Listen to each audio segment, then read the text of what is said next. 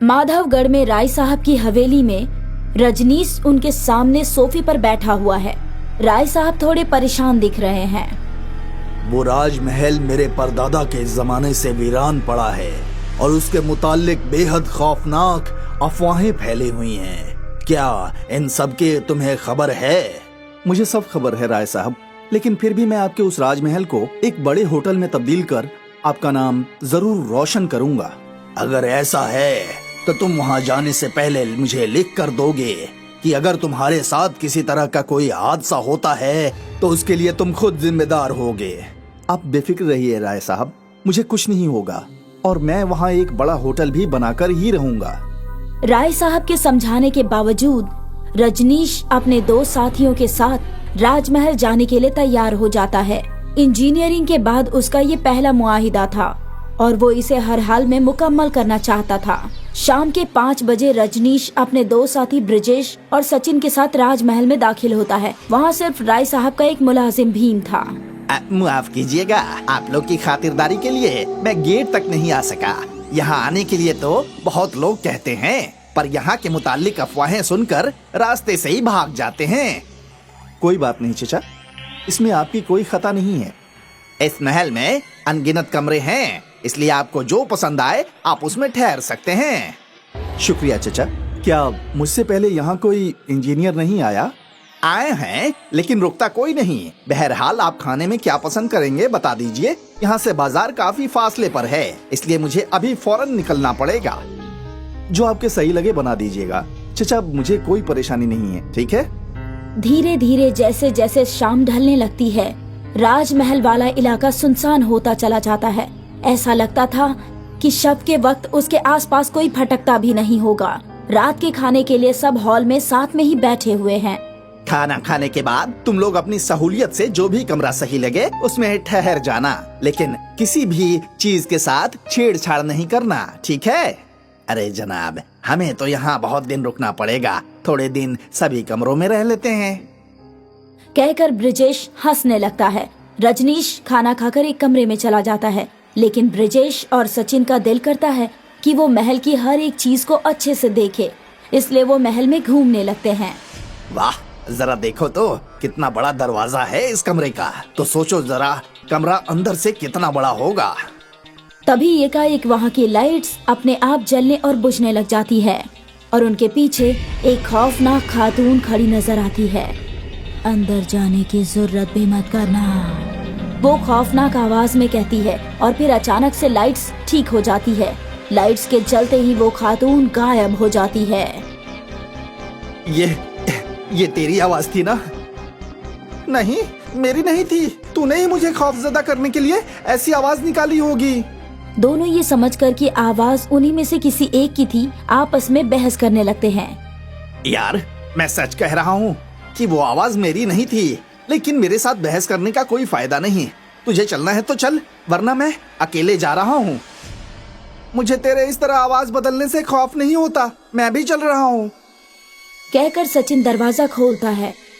दरवाजा खुल जाता है और वहाँ पर पुराने जमाने का एक बेड, श्रृंगार मेज और भी बहुत सारी चीजें नजर आती है। ये देख, कितना बड़ा झूमर है। इतना बड़ा झूमर तो आजकल किसी करोड़पति के घर में भी नजर नहीं आता। मैं तो कहता हूँ जब सर नहीं होंगे ना, तब झूमर को उतार कर चुपचाप फरोख्त कर देंगे।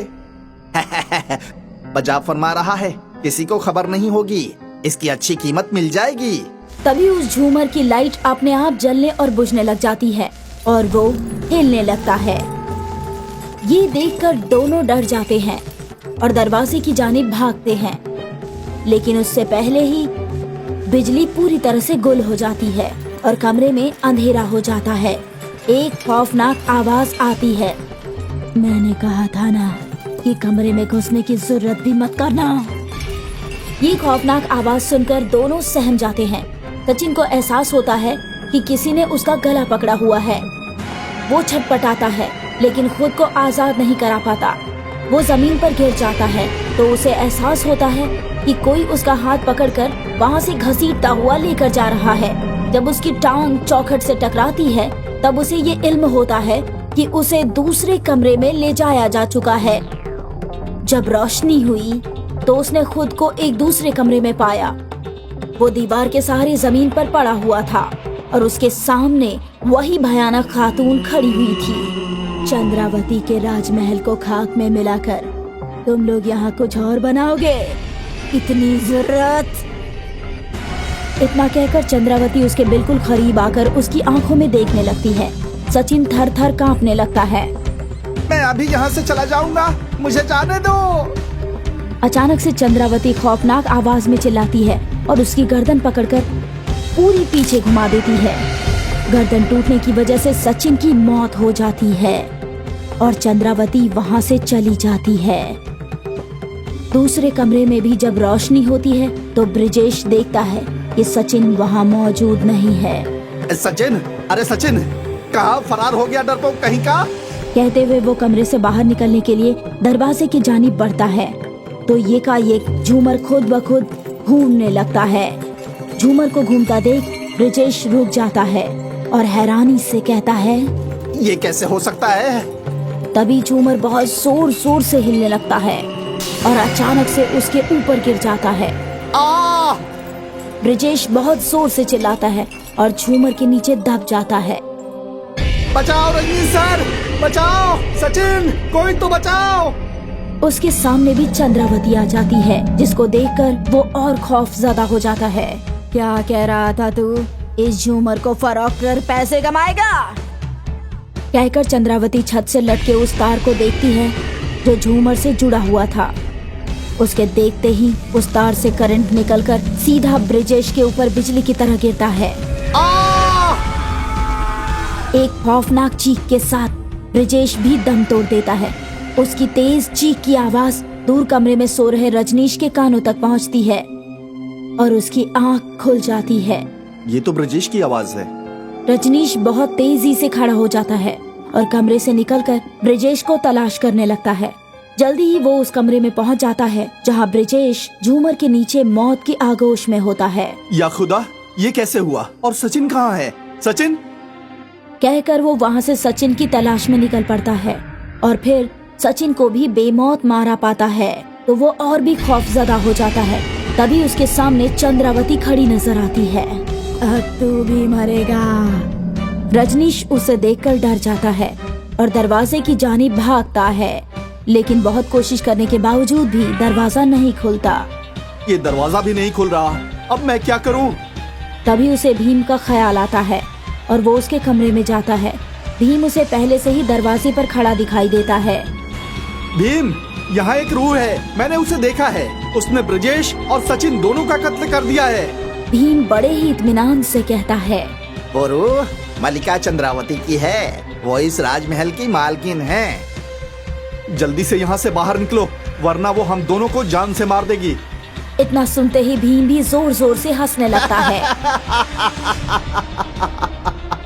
रजनीश साहब, मेरा तो उसने उसी दिन कत्ल कर दिया था जब मेरा यहाँ पहला रोज था। अब आपकी बारी है। भीम की आंखें तेज सुर्ख होकर चमकने लगती है और ये देखकर रजनीश फिर दरवाजे की जानिब भागता है, लेकिन वहाँ चंद्रावती पहले से ही खड़ी होती है। इस राजमहल में जो एक बार दाखिल हो गया तो फिर उसकी यहाँ से सिर्फ लाश ही बाहर जाती है। कहकर वो जोर जोर से हंसने लगता है। चंद्रावती रजनीश की गर्दन पर एक जोरदार खंजर मार देती है और उसकी गर्दन जमीन पर गिर जाती है। फिर उसका जिस्म भी धड़ाम से जमीन पर गिर जाता है। भीम और चंद्रावती दोनों खड़े होकर उसकी लाश को देखकर जोर जोर से हंसने लगते हैं। ये राजमहल सिर्फ चंद्रावती का था और चंद्रावती का ही रहेगा।